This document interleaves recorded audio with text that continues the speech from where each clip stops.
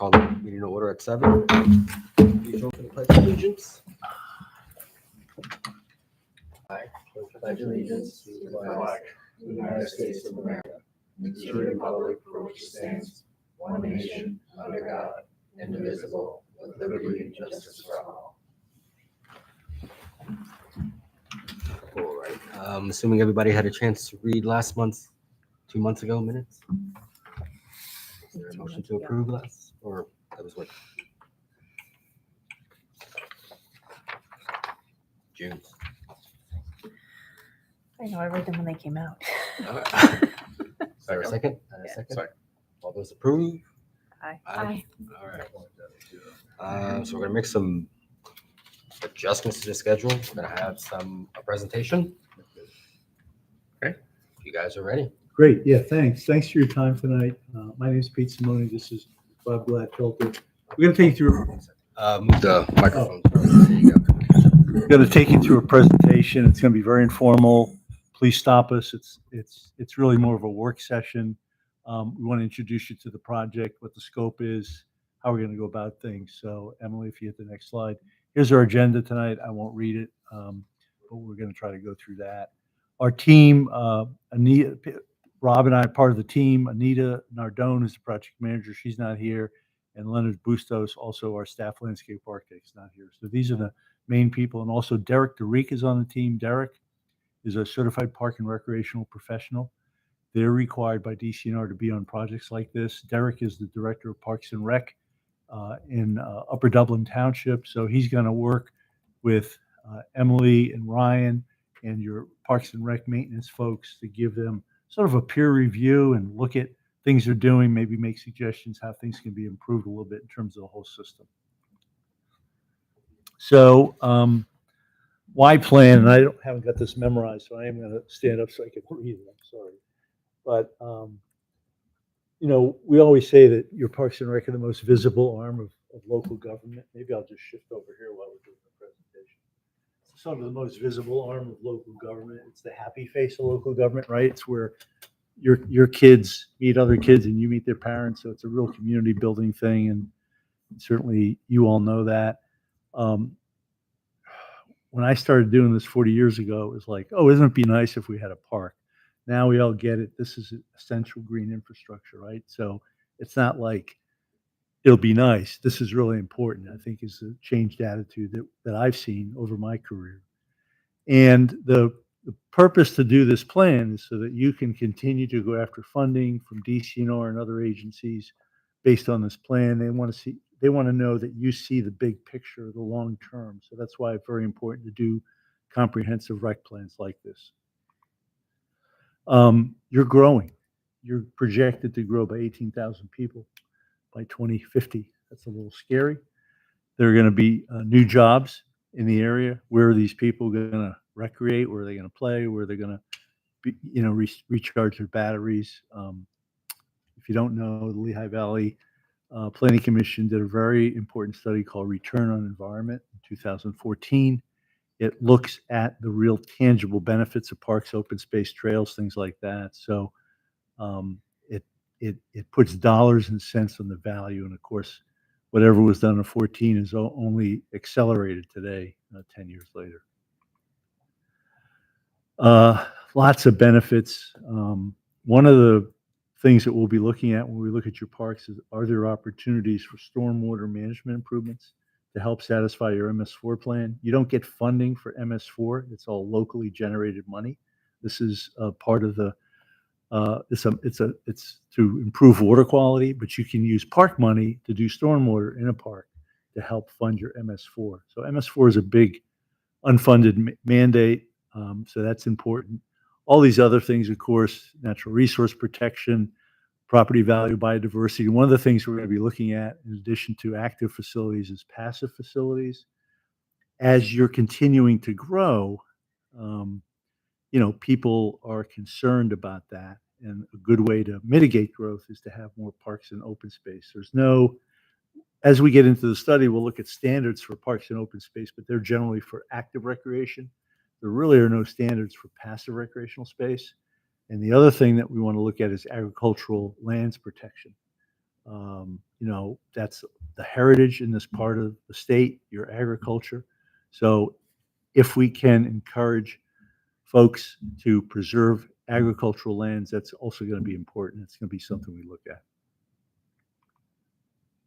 Our experience, this is just a list of some of the park recreation plans we've done. We've done a lot. You can go to the next slide. We were founded 34 years ago. We've been doing a lot of these plans. Most of what we do is parks, recreations, and trails. Here are just a couple of examples.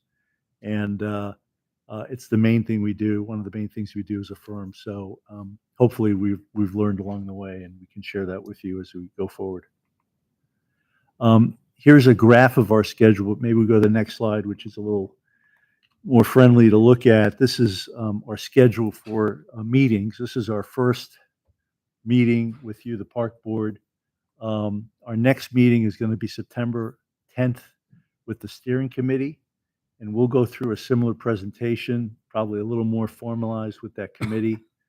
And you can see this runs through next year, through the end of May next year, and finishing up around summer of next year. So we have a long way to go. This is just the beginning. And so there's going to be a lot of opportunities for park board members, the steering committee, and others to have a lot of input. Here's our scope, and I'll take a second here with this. I won't read everything, but we're doing existing conditions inventory data collection right now.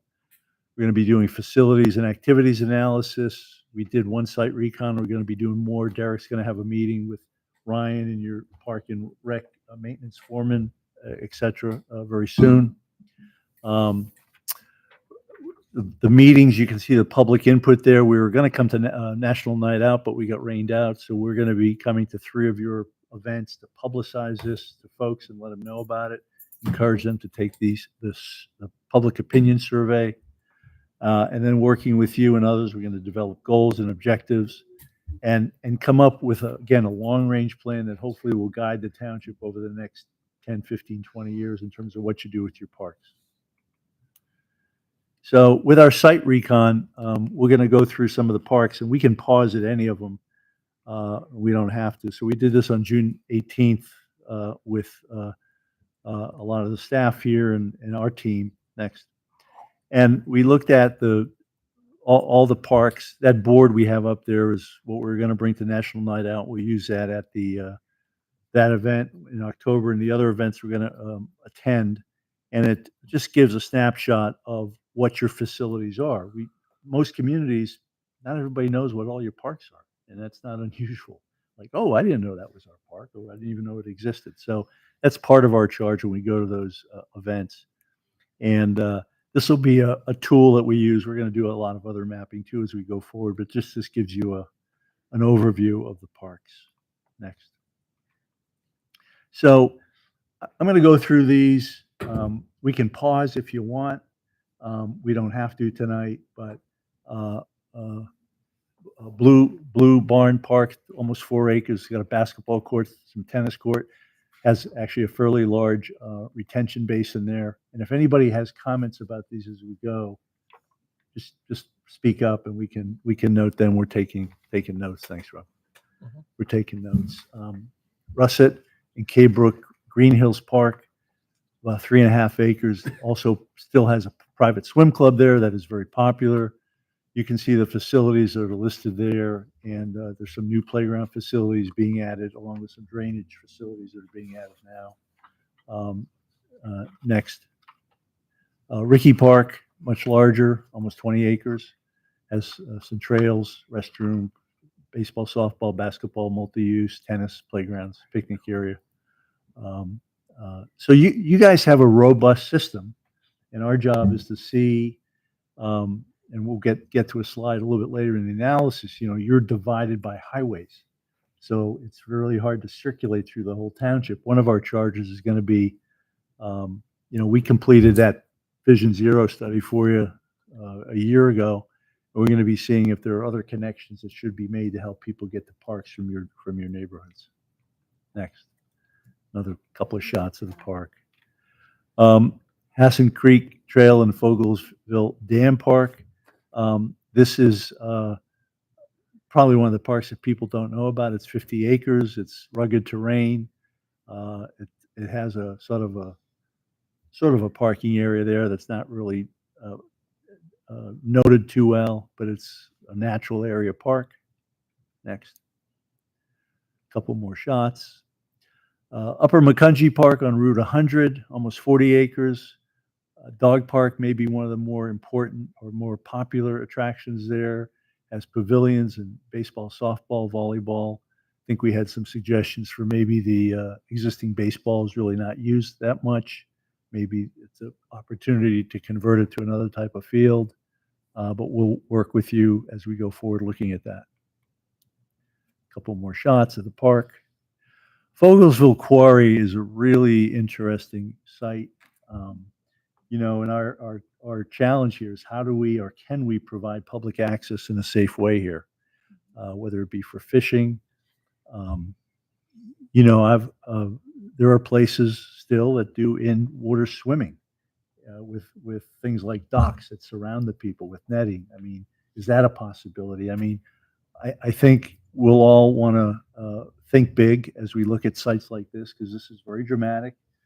It's very beautiful. It's not a play. It's not something that many communities have. I'm not sure about the water quality. We'd want to look at that, but certainly it's a dynamic, really exciting site that has lots of potential. So have you seen what other townships have done with quarries? We have. I mean, there are many quarries that have been converted. We actually did a study in Mercer County, New Jersey, for a large quarry right off the Delaware River. With a master plan, but there are quarries that, again, whether they have water or not, some don't have water. But yeah, there are examples of swimming areas and quarries, and we can point to some of those. So it's not that unusual, but it's cool when you can do it. Gotcha. And safety is usually the biggest concern, Right.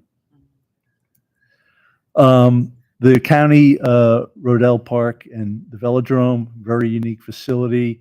Not only the interior velodrome, but the park where you have that track that you can bike around.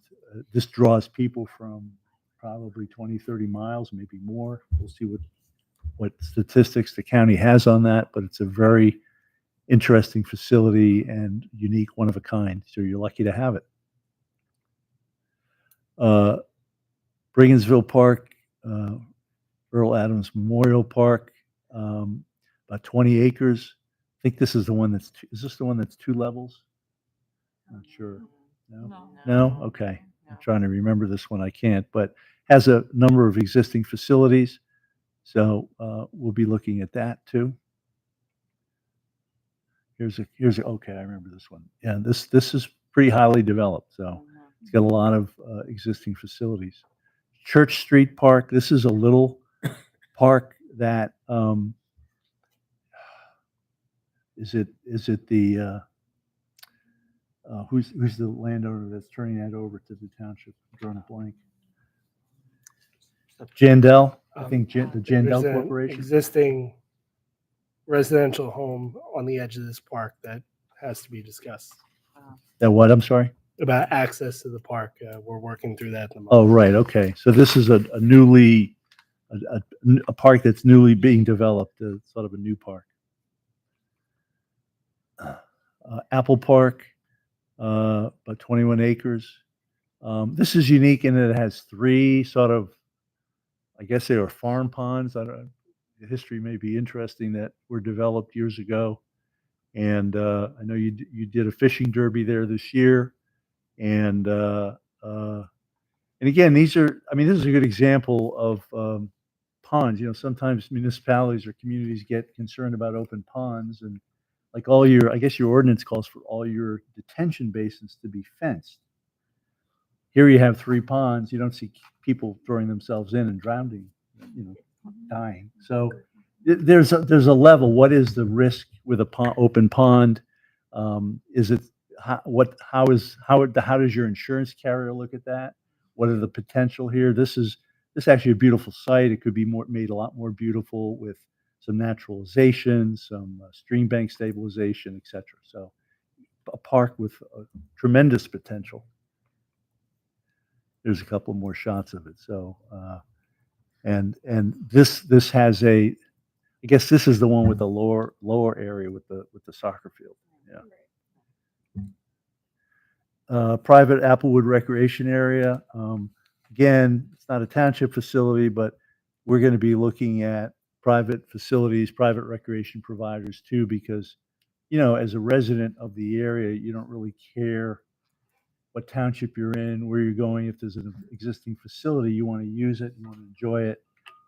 So this is a good example of that.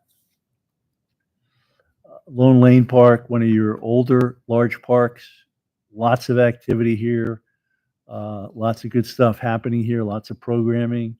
So we'll be looking at that. We've talked about some possible additional access opportunities into the park. And this is a great park, and for a park like this, we'll be making or suggesting little tweaks as opposed to big changes that maybe can improve it. Pavilion, one of the biggest park pavilions probably on the face of the earth. It's quite popular, and I know you rent it a lot, but it's huge. And there's a good aerial shot of Lone Lane. So great facility. And then Grange, of course, your newer community park. This is where the community center, new community center building. I don't have the right name for it. What is it called? Your lifestyle center? Upper Macungie Township Community Lifestyle Center. Okay, that's a mouthful. But that's going to be an amazing facility. So this park's only going to become more popular. It's wide open. We know we need to plant a lot more trees, which you're doing, but we'll look at what other things can go there. I think one of the things, your planning's underway for a loop trail around the park, so that's going to be a nice addition. But again, maybe there's some little tweaks we can make here to improve this even more. A couple more shots. It's quite an impressive facility. So one of the things that we've worked diligently with staff on is a public opinion survey. So that is open now. And believe it or not, we've already had about 350 responses, which is pretty amazing. So as we publicize it, I'm hoping we get 1,000 responses. One of the things we typically see on these, a couple of questions. Is there another slide on this, Emily? Yeah. So there's cards we gave to Ryan, and maybe you could take some if you want to hand them out or tell people. There's a QR code that you can just scan and take the survey. We tried to make it brief. It's going to be open for a long time. But one of the things that we typically, two things I want to mention on this. Back in the old days, we used to do telephone surveys where we'd do, for a community this size, we'd hire a company for like $10,000, and they would call 200 households, and that would be a statistically valid sample for a community this large, and we get the results. When we did that, we started using these online surveys, would run both, and they were always within a couple of points of each other. So we have a good confidence, and this is a pretty good pulse of the community, a lot less expensive to do. It is self-selecting, but again, most people don't have, they're not going to take time to try to take it 10 times. And I think this survey may be limited to 1 per IP address. We'll have to check that. I think that may be the case. So this helps. It gives people an opportunity who can't come to meetings an opportunity to participate, which is important. And what we try to tell our clients, it's not a vote. It's an indication of people's sentiments. Because if it was a vote, you wouldn't have to hire guys like us. You could just take the survey and put whatever the survey says. So what we try to do is look at the results, interpret them the best we can, and then translate that into the built environment recommendations for your parks, along with Emily and Ryan and other staff based on their experience. So it's a good way to just get the impressions of people in the community, and it is valuable. but you have to take it with a grain of salt. We're going to leave it open until May, which is close to when we're going to have the final plan. And what we typically see after we get, let's say we get up to 500 surveys, the trends we see with 500 probably won't change if you go from 500 to 1,000. We see that the trends don't usually change that much. It's possible, but we've never seen it radically change. So, and that gives us even more confidence in it, because as you get more numbers, the opinions still are divided relatively equally in terms of the various questions. So obviously, please take the survey. Please tell your friends and family members to take it, and it is very helpful. So, and then I guess so still back to the survey. So I tried to take it before coming here, but I had some issues with a couple of the questions. So I only made it to like question 22, but so like question 10 is, how do you typically travel to the parks and recreation sites in Upper Country Township? If you don't, there's no option for you to select that, and there should be an option. Because right now it just tells you, you just give an option of how to get to the park, but if you don't use the park, there's no option for you to select that. Okay, but then you just don't fill out that question, I guess. So you leave it blank? Yeah. I And, mean- trying these types of surveys, if there's a question that you don't want to answer, or you don't feel that you can't answer, you can just skip it. We know when we do the final results which ones were skipped or anything like that. But typically, if you're not going to the parks, then yeah, obviously you don't need to tell us how you're not getting to the parks. So, Okay. I mean, I think there's another question in there too, Jason, right? Is your name- Matthew. Oh, Matthew. Matthew, I'm sorry. There's another question in there that's asked about, do you go to the parks? And there is a response there that says, no, I don't go. And skips you ahead. What? It should skip you ahead. Yeah, then it yeah, skips it you skips ahead. you ahead. We'll double check that, but Yes, I know I don't think we had that worked does. on that question when we built the survey out. So I think when you have the survey, you have to put it in there that people know they can skip the questions. Because then you have another one where it's like, what are your primary reasons that you don't visit the park? And Right. if I like the parks and I do go to, I don't have a reason not to, but yet there's no option for me to say there isn't a reason for me not to go, because I do go. Oh, okay, we'll check that, because as Ryan said, we thought if you say you don't go, it skips you to that question. So you filled out you do go. No, I just I think I just clicked the box just to keep going because it was number 8. It was the Okay, top one. we'll check that. What was the other one? Then then like I said, only made it to 22. 22 was when the community center is built. Do you believe your household will use it? It's only yes, maybe, or I need more information before I decide. And then there should be an option for no.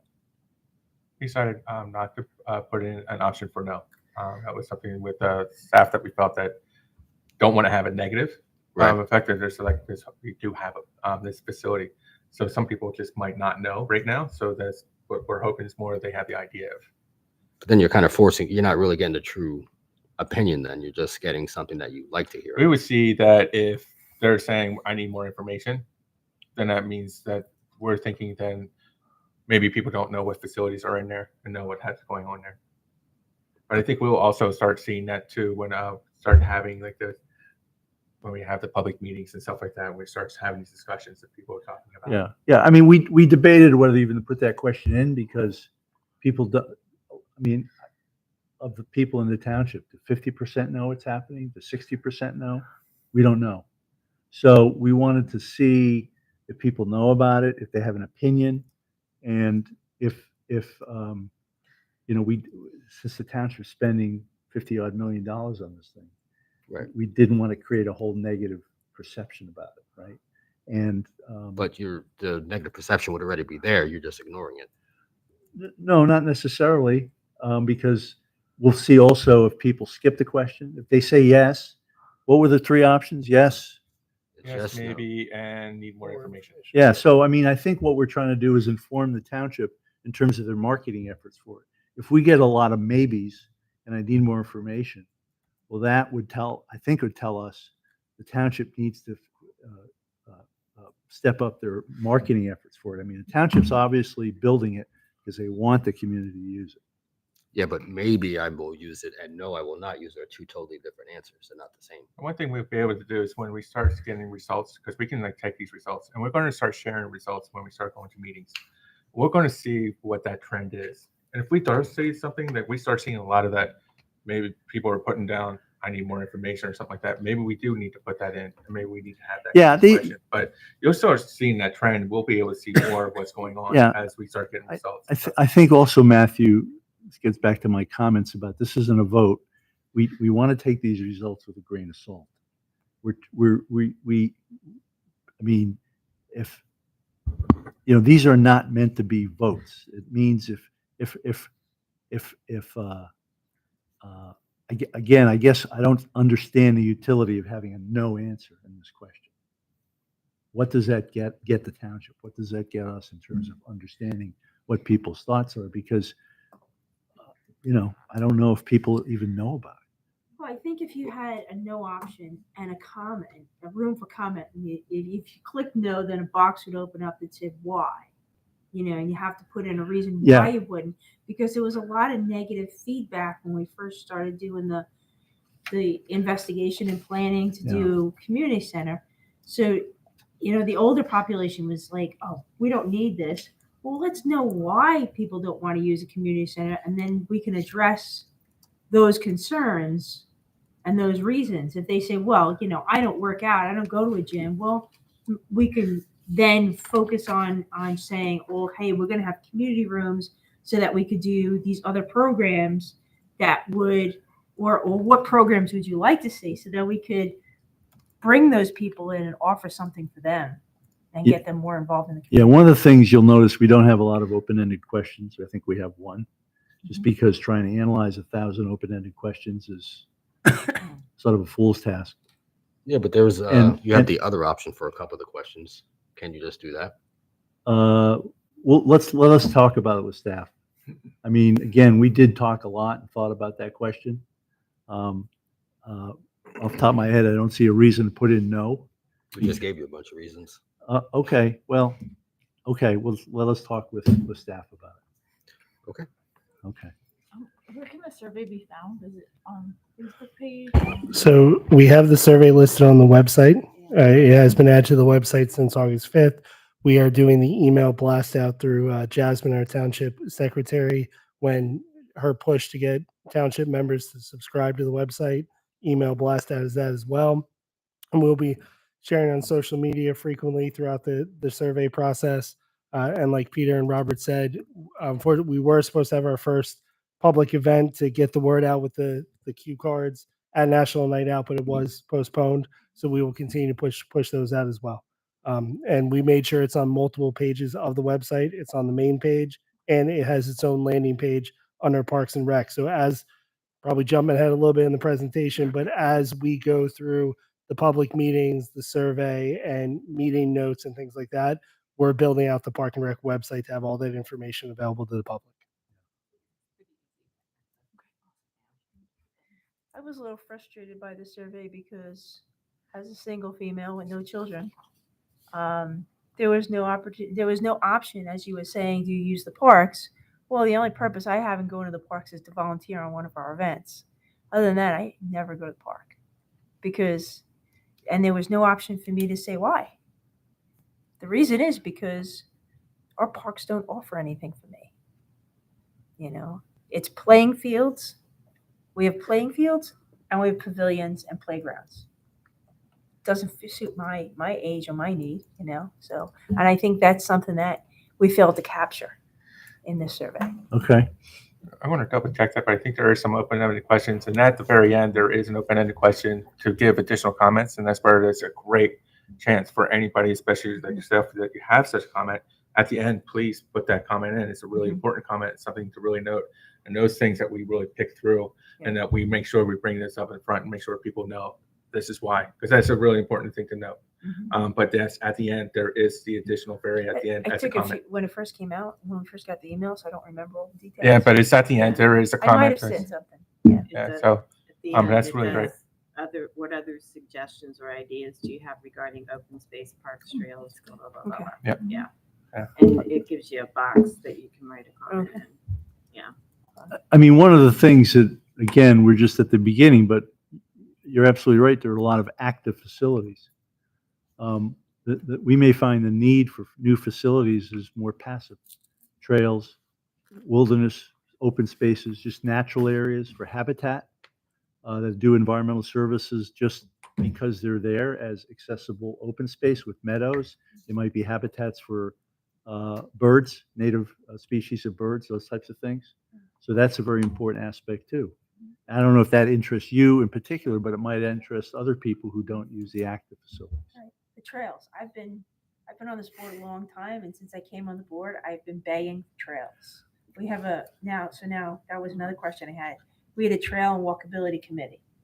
Has there been any consultation or action with that group to meet and kind of? Well, we have the work things results out? of that group in a huge report that's available Okay. from the township, right? We have Yeah. a trail program for, I want to say it's $60 million worth of trails. Okay. So you have a robust plan for implementing trails. Mhm. Part of what we're going to do with the study is, as we look at the parks, see what trails help connect people to your parks. There may be things that we missed on that connectivity study that Okay. may connect people to parks better. We mentioned one of the recommendations of that study was to do a loop trail around Grange Park. That's in the plan. That's in the planning stage right now, and it's going to be. I forget the timing on that. Do we have a? We submitted the grant back in March, I believe, Okay. DCNR and DCED to Right. try to match each other. Yeah. Shouldn't hear back until probably December Yeah, or January. So that's the direct result of that trail study. So these are, that trail plan is a generational or 2-generational plan. I think we say reasonable implementation is probably 20, 30 plus years. Because it's like building a new highway system, but for bikes and people. And some of the trails are also on road trails. So it's all, and I think the utility of having us do this study is that we're very familiar with that study. So it is going to be an important part of what we do here. What is the purpose of the public meetings? What are you trying to get out of that? Just feedback, input, similar to the comments you're making tonight. Okay. Have you been consulting with the township engineers? Do we still use KCE? Yep. Okay. And we have it. Yep. Okay, why don't we go to the next, a few more slides. So some of the data we have, this is just a base map. Go ahead, Emily, next, please. These are existing sidewalks right now, and in that trail study, we recommend additional sidewalks. So if you look at that study, we can see where additional sidewalks are suggested. Next. These are existing trails. You don't have that many right now, but they're just shown here. So if you look at the trail study, there are a lot of trails that are suggested moving forward. We look at Strava data. Strava is an app that runners and bikers use to track their workouts. So this is Strava run data. You can see where individuals are running in the township. And if we go to the next slide, we have Strava ride data where people are cycling. So at least that gives us a snapshot of where people feel comfortable doing both of those activities. So that's a nice tool to start with. The only problem with the Strava bike is if you're picking up all these like high-end cyclists that we have in the township, that the ordinary person wouldn't ride on those roads. Well, That's a concern. you're absolutely right that you're picking up people who are doing workouts, but what it also tells us is they at least feel comfortable on those roads. Even experienced cyclists pick the roads they feel safest on. Is it going to be a road appropriate for a child or a very non-confident cyclist? Absolutely not. But at least it gives us, it's the best data we have to see, get a snapshot of where people are riding now.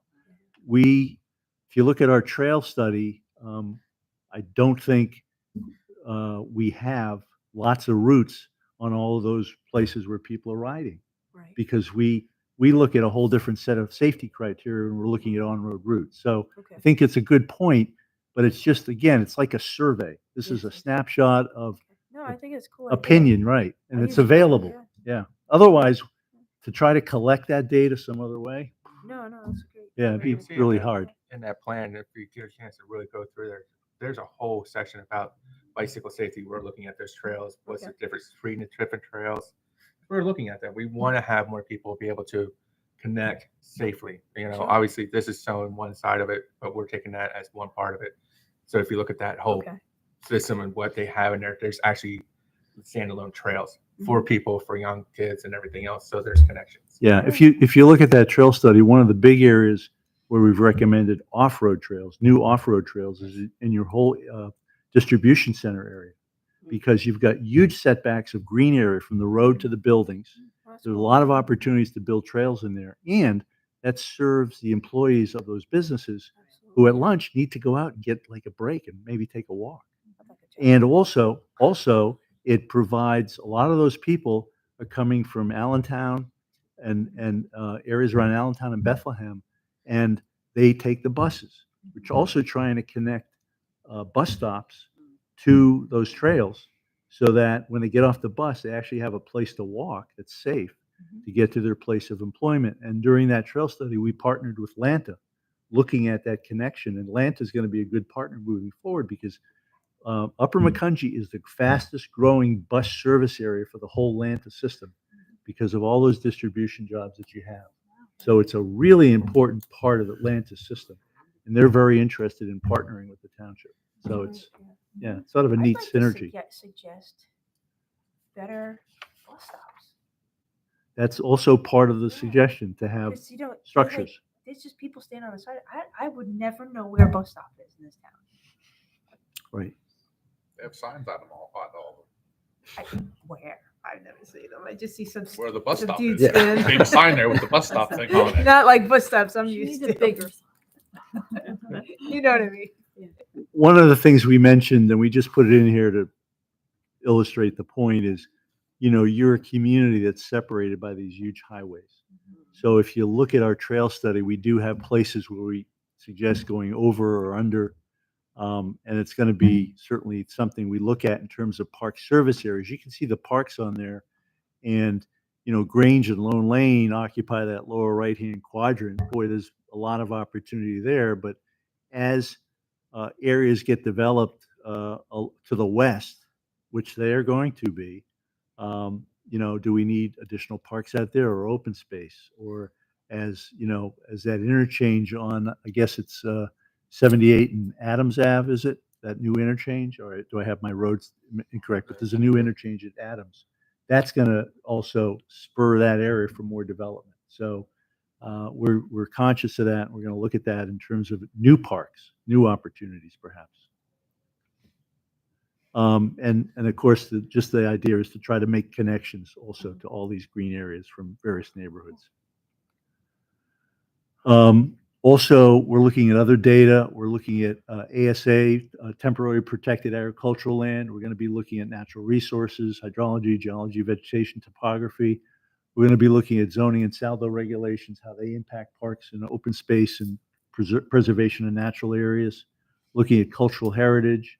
We're going to look at benchmarking. And benchmarking is a process where we look at other communities of your approximate size, both now and in 25 or 30 years, and see the acreage and the number of parks that they have in their community, and compare Upper Macungie to them. There's no exact standard. NFPA has some standards, but it's just a way for you to see what other people are doing. And you know, I mean, Upper Macungie is going to grow no matter what, both because people want to live here and people are going to continue to be employed here, and more jobs are going to come here. So, but it's a good way to compare yourself and to set a standard.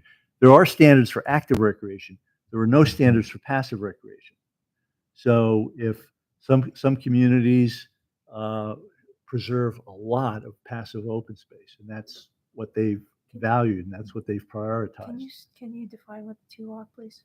What's the difference? What do you consider the difference between active and passive recreation? Well, I mean, generally, and that's always a debate what that definition is. Active is like, you know, football fields, basketball courts, a spray pool, a swimming pool. Passive recreation might be nature trails or natural areas that are preserves, or kite flying is more passive recreation, or even maybe go into an open space and throwing a Frisbee around, non-structured recreation. Okay. So there's, you know, that's always, is it active or passive? But the point is really the general use of the land. The quarry right now where the pond is, that would be considered a passive facility. Okay, thank you. Yeah. So that's sort of we'll try to boil this presentation down at the committee meeting and at the public meeting. We want to inform people, and then what we'll do, and if you go to the next slide, Emily, please, we solicit ideas and suggestions from the people at the meetings, try to create goals. What are existing conditions that we might not know about? Like, oh, this condition at this park is really bad, we need to fix it.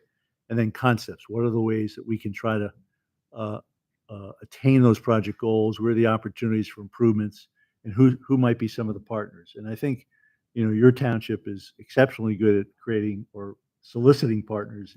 Your new lifestyle center is certainly built on that with your founding partners and the businesses in the community that are helping fund that.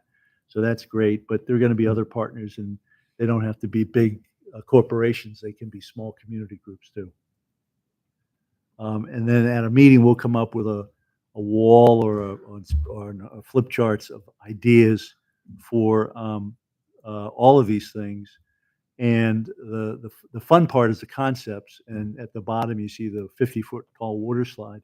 What we try to do at these meetings is not to qualify ideas, that we want everybody's creative ideas up there. And if, Rob says, I want a 50-foot water slide, I know that's probably not going to happen, but we're going to write it down and put it up on the wall anyway, because that may stimulate an idea about water access that maybe isn't so wacky and that really has an application. So we try not to debate ideas at this first set of meetings, but just to get everybody's creative juices flowing and think big, not worry about money yet.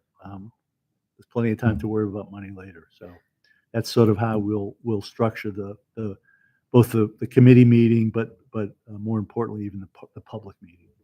I wouldn't say that in public. Sorry? I wouldn't say that to the public. The old people will go crazy. I'm an old person, so that's okay. One of the best things about these types of events when we have this happen is that we don't live here. So we really depend on the public to come out and talk to us.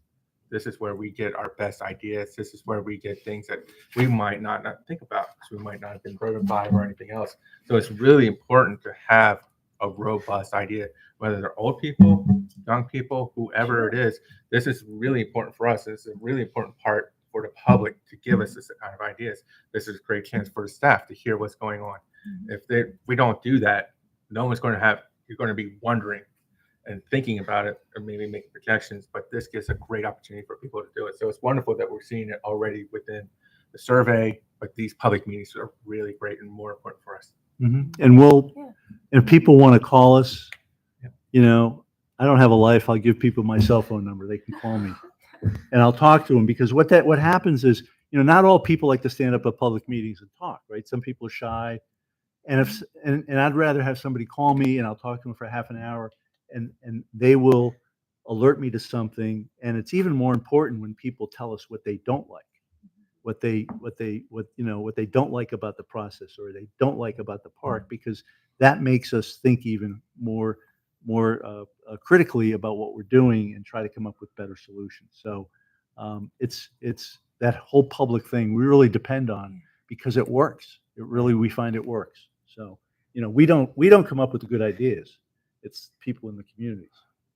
We just sort of translate it. So in terms of where we're going from here, the next steps, our next committee meeting, our first committee meeting, September 10th. And so that's going to be here. We'll do something similar to this. We may want to boil it down more. So we're talking less and we're listening more. And then our first public meeting is October 12th. I'm trying to think if there are other, this is your biggest meeting room, right? Yeah, because we need a wall, but we'll figure it out. I forgot what we did on the trail plan. We might commandeer one of these walls to do cards, maybe that one or something, and orient everybody that way, because we like to get these things up on the wall. It really works well, and less slides. So that schedule's laid out. We'll do meeting minutes for all the meetings, so that if you miss a meeting or the public meeting, you can review those. And I don't know, are the committee meetings going to be Zoomed also or not? We'll look into that. Huh? We'll look into that. Okay, See how that we was can just do a that. question, because I didn't even realize the park board meetings were, but that's great. So that's our schedule. And we're scheduled to go to the Fire Department Appreciation Movie Night, September 13th, the Trunk or Treat on October 18th, and then I think we're still going to do the National Night Out. And Emily, what was the new We're date? still finalizing that because National Night Out's 2 days after Trunk or Treat. Oh, So okay. trying to figure out for spacing it out versus clustering it together because we do have a couple. We have an event in December that's also a big draw, the Okay, kids' so- New Year's Eve event. So we'll figure out that third event All right, so throughout the process. all right, you should let us know which you want us to go to in October so we can schedule too. Because it seems like we should just go to one or the other, not both, right? Yep. Okay.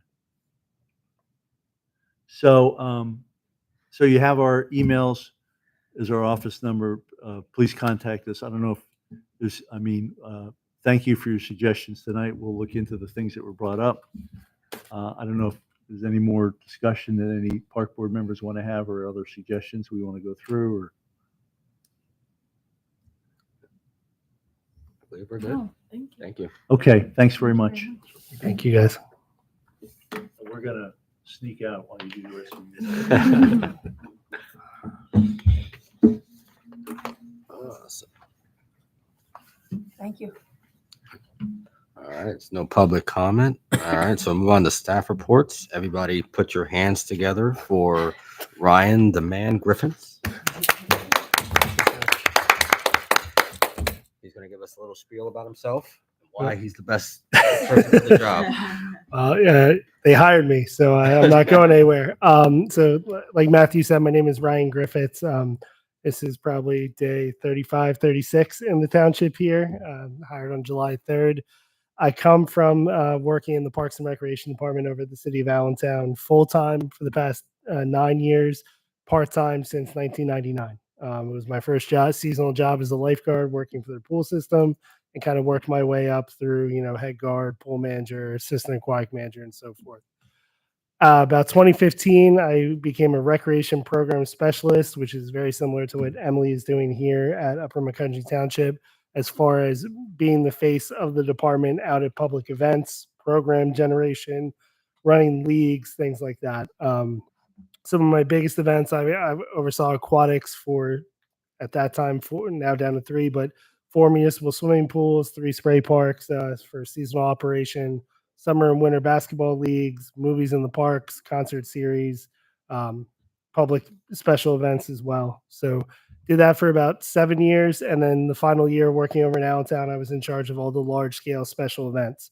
So whether it was the Halloween festival, Lights in the Parkway, Juneteenth celebration, things like that were city run, 4th of July festivities, or the permitting process for over 200 special events a year. What drew me to Upper Macungie Township is obviously, like Peter and Simone Collins mentioned, the growth and opportunity for a park and rec system in Upper Macungie Township. I really love engaging with the community, whether it is 0 toddlers to active older adults across the board, because I really value the fact that our park space and our programs are for all involved. So I'm excited to kind of jump into the 2 major projects we got going on, and also working with Emily here to, Emily started last October, a little bit of changeover in staff, and really support her in some of the great programs and ideas she has going on as well. So that's my sales pitch. Welcome. All right, thank you, Ryan. Moving along, spring and summer program, Emily. All right, so we just finished our 8-week summer camp program. We finished with 382 campers. Our goal was 375, so we went over that just a bit with just some requests from families who were in a tight spot. So we wiggle roomed to 382.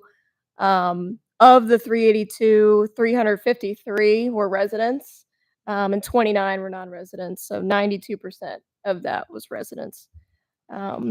We had 30 counselors. None of them quit on us, so that was great. We had some great feedback with our on-site visitors this summer. So just to name a few, we had Wildlands Conservancy come out, do like a live animal showing with the kids. Parkland Area Garden Club, that was a new one for them, where they were planting basil and learning what they could make, with those plants, like putting it on pizza or something.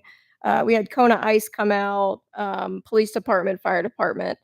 And that was one of the things that we got feedback from parents, campers, and counselors was more of on-site visitors, field trips. We did a couple of off-site trips, not bus per se, but we went to Albertus Community Center and Pool, which was a pretty big hit. We went to Covered Bridge Park, Grange Park for field day. And again, it was just more of that.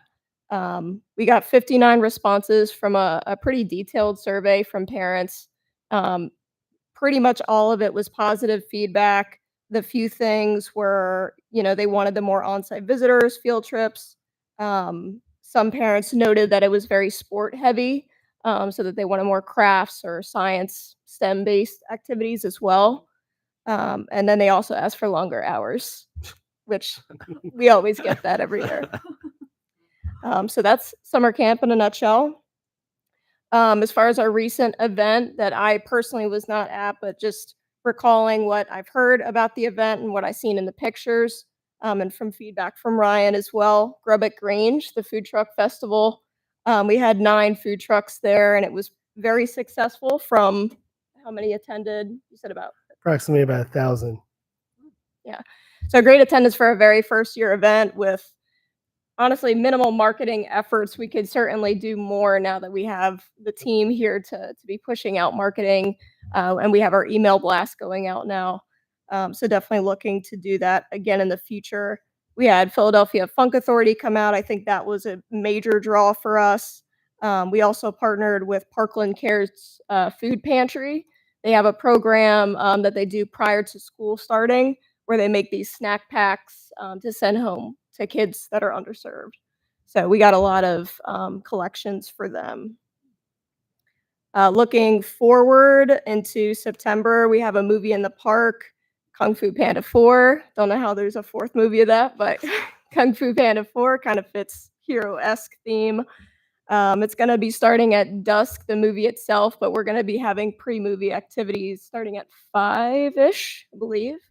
There's going to be an inflatable, some food trucks, going to make it a really fun, nice event with the fire department. We have a blood drive coming up. As far as I know, I don't know if the township has ever done one, or it's been quite a while since there has been one at least. It's going to be right here, and that's on a Saturday morning, September 14th, and that's with Miller Keystone. So we're going to try it. It's just a new opportunity for the township. See what kind of interest we get in that. We have Barktoberfest coming back October 5th. We are dabbling and bringing it to a new park potentially outside of Grange. We want to branch out. We feel like a lot of our events are at Grange. We have a lot of beautiful parks, so we're leaning towards Route 100 for this one. It does have a dog park there, so yeah. So we want to highlight that park there, and we feel like it's a nice cozy area. So I think we're pretty much 100% sure that it's going to happen there. Just need to make sure that we have ample parking in the surrounding area there with the warehouses. And we've also been made aware of other municipalities and programs that have similar events. So we want to make sure that as far as vendor outreach or making ours highlighted, to not fight with those other events or be on the same dates and times, because we want people to enjoy ours just as much as they do others. Does that light work? That's right by Route 100 Park. The light? Yeah, like across the street is, I think, the Traffic light? Health Network. Yeah, there's a. Mhm. I think there's a Working health traffic. network there. Are Yeah. they closed on Saturdays? Uh-uh. They're not. No. I was gonna No, say. you have the express care, the urgent care is open all the time. Yeah. I was gonna say, I don't know if there's any way you can utilize their parking lot, and I don't know if there's a crosswalk there. It's on so this one's on a Sunday, Oh, okay. Oktoberfest. We were told by Public Works that we should have access to the warehouse parking lots that butt up to the baseball field up there. So that's what we're going to try to utilize. Gotcha. And if we need to park in the field, potentially we'll work out those details. Yeah. Besides that, obviously National Night Out, unfortunately, was rescheduled due to the hurricane that came in. So October 20th. October is going to be a very busy month for us, but still looking to have a very big volume of people attend that one. So we're very excited for that. And last but not least, we have Trunk or Treat coming up again at Lone Lane. The biggest feedback that we got from last year was just long lines, not too many things to do. So that's going to be the one key factor that Ryan and I and Public Works are looking into, getting more things at the event to distribute the lines. You're still doing the trail, right? Yep. We might even be expanding the trail a Gotcha. bit into the woods. We're all, that is October 18th, Friday, October 18th. And we are also adding a movie in the park portion to that event. So there will be Despicable Me 4 as part of that event in October. Gotcha. Awesome. All right, Mr. Ryan, Community Lifestyle Center update. So just to give you a quick update, since the last Board of Supervisors meeting, at the August meeting, the Board of Supervisors did approve the township staff to move forward with discussions for financing, but also more importantly, awarded several of the prime contractor bids to start the work on the community center. So my understanding and the vibe I've gotten at some of these meetings is this is a project that is a very long time coming for Upper McConkey Township. There's been a lot of change and growth to what the facility is. We do want to stress from the township perspective, from Bob, our township manager, down through our park and rec staff, Community Lifestyle Center is intentional in the fact that it is for all residents with all different interests. It is not just yes, there's a turf field and yes, there are gyms, but this is not just let's pump out a bunch of tournaments or pump out AAU travel ball or things like that. This is meant to be for everyone in the township. With those contracts now in place, we are working with the Upper McConkey Township Community Fund to put all the logistics together for a groundbreaking ceremony that we will communicate, obviously, to the Park and Rec Board regarding that event. And Emily and I are also looking at, now that shovels are in the ground, we got to figure out how to operate it and what that looks like for all ages and abilities, the community rooms, the gym spaces, the turf field. We've done a lot of research recently with some field trips to other places that are very similar to what we are building and have a very wide variety of creative ideas, things that can be done on turf fields or basketball courts or community rooms that work for all. May I So, ask which ones you visited, or at least one that's so the one that stood out, we visited a couple of facilities that are collaborations with YMCA's, one in New Jersey, one in Doylestown, but we also visited a partnership facility up in Scranton, Riverfront Sports, that they collaborate with Lehigh Valley Health Network, similar to what we're going to be doing. Got a lot of creative ideas. They do obviously do sports, but birthday parties, community events. While we were there, they had the entire athletic training staff for all the local high schools from LVHN having their CPR training course on a portion of the turf field. They talked to us about how birthday parties, they're set up. Birthday parties, they didn't like the birthday party room. They wanted the tables and chairs and food right on the turf so they can go right to the birthday party. They've mentioned outreach they've had from the community for various festivals. I know one in particular, we just finished the Olympics. World Cup will come around at some point. Imagine an inflatable movie live streaming the World Cup in a couple of years. You can be very creative with the 200,000 square feet of facility that should be coming in the next couple of years. So we are excited for how this is going to change how we do parks and recreation here in Upper McConkey Township. Will the turf field be indoor or outdoor? The turf field is indoor. Is there anything that you saw that you didn't like, or anything that you like? Wow, we ain't doing that. One they mentioned, which was kind of funny, was, and again, they said it's a lot of trial and error. You can build it, you can see how you mean to use the facility, but like our consultant said for the open space plan, the public's going to give you the feedback on what works for your area. They did mention they tried to rent out a basketball court to roller derby and would probably not do that again. So I don't see us renting potentially to roller derby anytime soon. But again, a lot of trial and error and feedback as we go along. There's no one set way to do what we're about to do. All right. Any questions for Jason? Looks lonely over there. I'm good. All right. Moving on. Fall winter programs. I kind of covered that. I was Yeah. gonna say. I skipped ahead. Okay. Moving on to old business. bylaw change feedback. So since this is my first meeting, I just left a couple of the old business items on there in case Okay. there was still open discussion, a chance for me to hear what had been going on before, if anyone wanted to provide some Yeah. feedback. So that one was originally I recommended. No, I'm sorry. So originally I said that it should be a requirement for members to attend at least one Upper Macungie event to work the booth for any specific amount of time. Then it got reworked, or we all agreed upon strongly recommended. I can pull that off the future agendas. So that was pretty much that. The Parks and Record or Parks and the ordinance change. I think that was in regards to the food truck, which I believe you guys are still working on. I left this one on here in case there were any new ideas or things people had seen over the summer between May and August.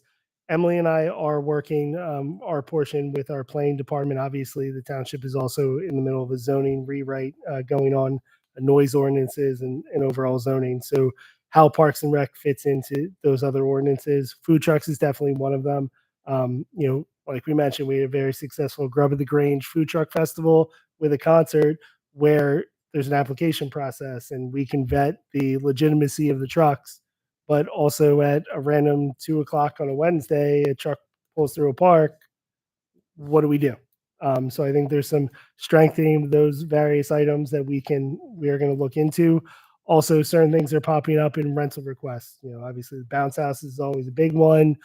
Color runs, paintball, things like that we want to see, make sure we are aware of. And obviously, as the Park and Rec Board, you are representatives of the community and probably see a little more than Emily and I do here at the office. So just want to, solicit the input and keep everyone involved. Regarding the food trucks, I believe me and you discussed it, but if you want to update the board, what does the city of Allentown do with regards to food trucks? So there are various entities like the City of Allentown do mobile food vending ordinances that are put into place in their codified ordinance. I know from my special event background, it is something that we vet through. They vetted through obviously special events, insurance, finance for business licenses, and their Department of Health. It's to make sure that mobile retail business is meeting all the requirements beyond just showing up to an event. It's that they are a reputable business and certified from a healthy aspect. Awesome. With regards to ordinances, has a discussion taken place with the police department to enforce those ordinances? We haven't put anything forward finalized yet, but they are definitely a piece of anything we do talk about.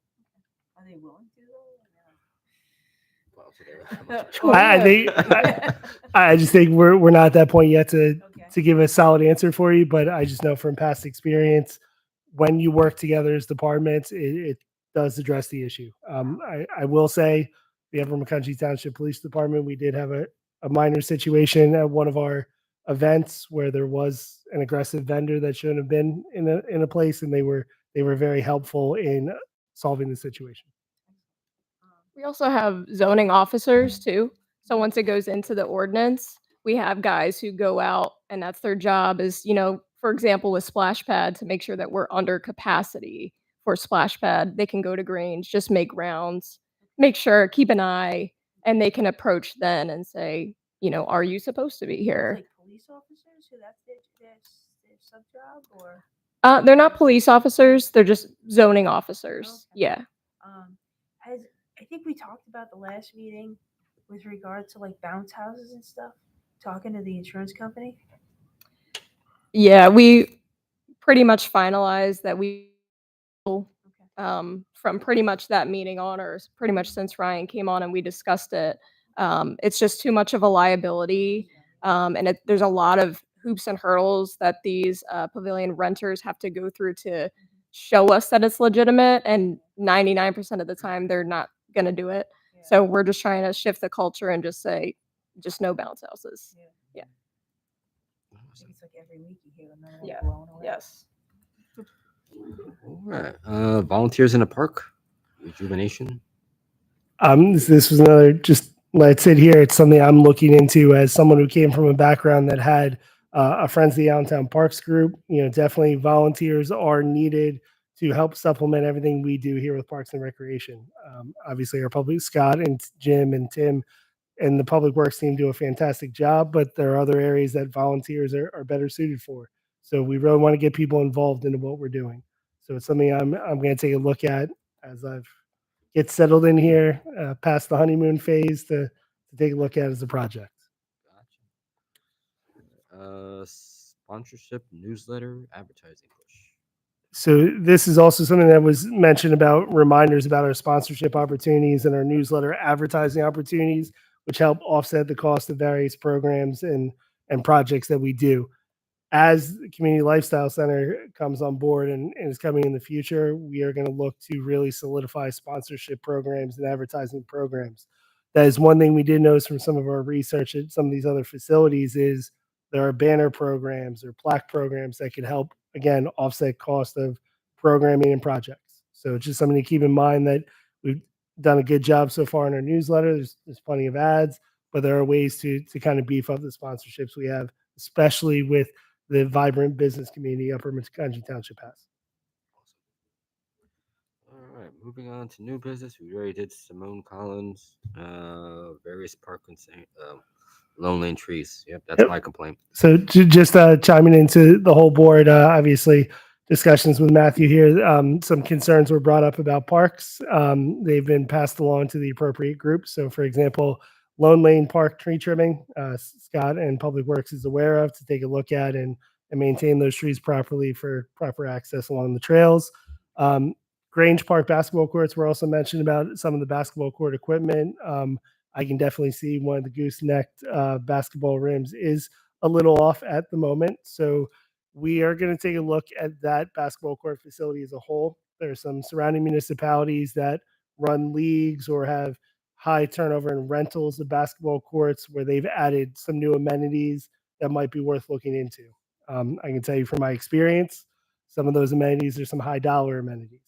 So it's not as simple as, quick fixes could be a bracket here or there to reflush things, but long term to be more successful, we might need to look at different type of equipment, different type of surfacing. For example, you want to put a league there, you're talking player benches, score tables, acrylic basketball rims, things like that start to add up over time. So it's definitely something where I know North Whitehall just recently completed a capital project for 3 of their basketball courts. So it's something we're going to take a look at and do some research on.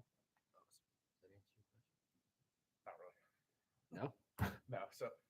So my son, they do have leagues there now already. My son just got done a couple weeks ago, did the U16 SPYA Summer Rec League. Him and basically it was a third of his football team decided to play basketball this summer. So what the problem is, and it's all 4 courts, pretty much all 8 rims, the way the poles and everywhere are designed, it was nice at the fact that they put the pole pretty, I never measured it, but pretty far back off the macadam, which is good because it avoids you running into it. But the problem is for how far back they are, they come up and then they have the arch, and it's probably 6-7 feet till it comes out to the backboard, and there's no kind of cross brace there. So as these kids dunk on them, which technically you shouldn't, but you're not going to tell anyone, oh, don't dunk on them. Or even if you just touch and grab the rim, since there's no rigidity to it, it literally sits there for 45 seconds and just it's like if you turn the wheel on an adjustable diving board all the way to the to the lowest setting, that when you just stand on it still, you're sagging. It just goes and goes and goes and goes, and even to the point that if you take a decent shot, usually it was people taking 3-point shots that they were farther out, that they were shooting harder. Even the ball hitting the rim, it wasn't moving like a foot, but a couple inches. And if they missed and it was a rebound, it was honestly messing them up. They're going to go up again for the rebound for a quick thing, and it's still moving. And some of them you can actually see. I noticed today, I saw them when we were there, but I looked today coming home from work. I took the bypass home, and I think it was court 2. I don't remember exactly, but one of them, like, you can see from the bypass that instead of it being straight, you can see that the whole thing is down like that. Now, I mean, I'm not saying they need to be replaced. I don't know if there's something that can be bought or something the township can make up. I don't think it would fix it 100%, but just some kind of like gusset or a cross brace, like just to give some rigidity to that curve, something that comes straight across. Like, I'm sure it's still going to bounce a little bit, but I think that would help a little bit because you're gapping that, bridging that gap, if you want to say, across. Because I do know from the Weeks Do It Late, there were a lot of complaints about it. And then, of course, there's a couple people, most of them were kind of joking around, but some of the other kids' parents that I know, they know I'm the rec board. So that, you know, I'm sitting there watching the game. Oh, what's up with these backboards? You know, they couldn't do anything better. I'm like, I'll bring it up at the meeting. And, you know, then that kind of made me watch it a little bit. So then each week as they were having games, and that's how it was. I mean, and they had games. I don't know if we ever ended up doing, I know they talked about doing like some men's leagues and stuff there during the weeks. I don't know if that ever happened, but I know just the SPYA, I think they had 5 different age groups. I think they ended up doing, maybe, I'm not sure, but I mean, they used all 4 courts 3 or 4 nights a week from 5:30 through dark. So they had a lot of action. Now, how much people are there on their own, I don't know. Sure. I know from my house, I can see the court at Lone Lane, which those ones are much better. They have a straight pole, and they actually have 2 bars that go over to the backboard. There's people playing basketball on those courts all the time. So that I'll look a little deeper with Scott for short-term solutions, and then we'll also take a look at long-term as well. Yeah, I mean, like I said, it's a shame because they are really nice, and like I said, it was great. A lot of times when they put those, the poles are only a foot past the paint for the out of bounds. So if you're coming down on a fast breakaway, you do your follow through. People run into them. That's why they put the paddings. So it was great that they were able to put them so far back out of the way. It's just unfortunate now that they have all that. Like I said, it's got to be six feet probably from the back. So you get out to the front of the backboard, so that's just 6 feet with all the weight of the backboard. That's just, unfortunately bouncing on that thing. And like I said, you'll never get people to stop not dunking on it. But one of the refs did yell during warm-ups. There was a kid that dunked twice, and one of the refs was like, "All right, I'll knock it off, dude. Not see how much it's." Because the other people are standing there waiting 30 seconds till it stops to go to shoot. Nope, we'll definitely look at that further for you, right? Awesome. I messed up under program event. The sports swap, was that canceled? Yep. So we had a conversation with SPYA and felt the way we were setting it up was not the best way to do it. My understanding is they have some internal things they do already. And we are looking at a one-day event where drop off and pickup were the exact same day. And logistically, that did not seem to be the best way to do it. As that was also going on with all the changeover and other things going on, we felt it best to pull it off and regroup to do it a little bit better. Same one we do every year? This was a brand new concept that we got from Abington Township. So we hadn't done it before. SPYA might have done it, something. Oh, okay. That's maybe where I heard it. Okay. Awesome. Anything else? It's about it. No one else is here to speak. So I want to make a motion to end the meeting. Ooh, April again. Second. Oh, Wes second. All right, Wes seconds. All right. All those approved? Yeah.